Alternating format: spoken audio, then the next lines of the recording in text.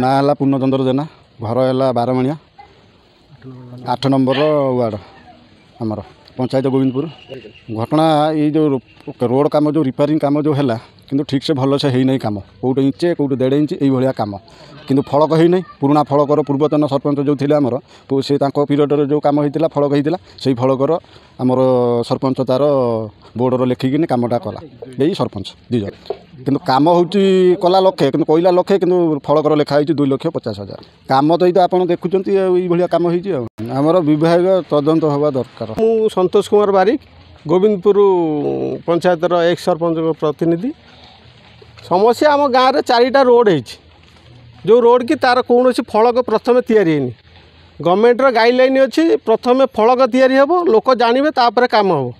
बर्तमान कामर मान बिल्कुल ठीक नहीं जेई आउ सरपंचर प्रतिनिधि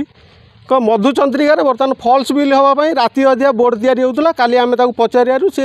कथाटा आमको क्लीयर किसी कहलानी बाध्य होकर आम आईन आश्रय नौ बोली आपन प्रेस मीट मध्यम मानवर वीडियो जिलापाल सीएम समस्त जनवाई आपन को डकईचु। ये किसी भूल नहीं भूल जेई मानकर आउ ये जो मैंने दायित्व नौ सरकार सबू जगार पैसा दौरान किमी गाँ गंडारे लोक भल रुहतु भल चलतु किंतु मैंने फॉल्स बिल करने गोटे गोटे प्रोजेक्ट आनिकी किसी क्या जनाऊना आगे कम कर पछरे फलक लिखुच क्या कौ गाँव में लक्षे कहते कौ गाँव में 1.5 लाख कहते कौटी 3 लाख होती कौटी 2.5 लाख लिखाई तार किसी सेमती सामंजस्य किसी ना कि तालमेल मिलूनी। साधारण लोक जो पचारे ना बाबू आमर कम आई कम कले लोक कम माने मान बोली गोटे ना इनक्वारी हो आमर सरकार पैसा ठीक कम हो। हेलो हेलो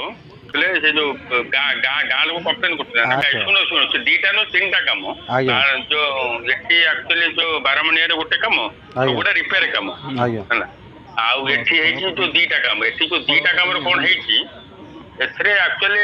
गोटे थिला जो कलबोर्ड 6 आउ गोटे थिला से जो स्टार्टिंग रु सी बुझी पारनी से प्रोजेक्ट गोटा जो ना से एक्चुअली से जो ना 2टा के अलग हम मैडम मोर जाइलु ना ना यही प्रोजेक्ट से लिखू से प्रोजेक्ट एठी लिखू एठी कथा अभी जो साइड बोर्ड विषय जो आप पचार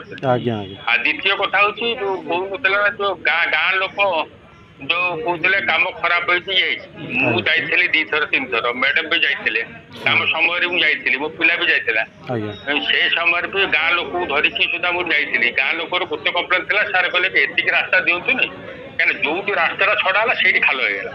माने ता आगु होगा खाल होगा मुझे तो मो हाथर कथा नुह से जो पीएस रो जीपी रो सरपंच चाहिए ना जो पीएस चाहिए से प्रोजेक्ट आउ किसी पैसा देदेना आम आगू बढ़े कथा।